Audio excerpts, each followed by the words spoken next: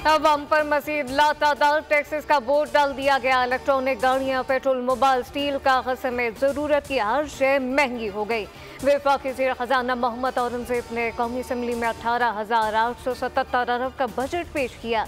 बताया आंदा माली साल 12,970 अरब रुपए टैक्स लगाकर जमा किए जाएंगे। कर्जों पर 9,775 अरब रुपए सूद अदा करना होगा। नॉन फालक के लिए कई शोबों में टैक्स बढ़ा दिया गया। तवानाई के शोबे में कोई गर्दिशी कर्जा न होगा। दिफा के लिए 2,122 अरब रखे गए। वफाकी तरक्याती बजट के लिए 1,400 अरब रुपए रखे गए।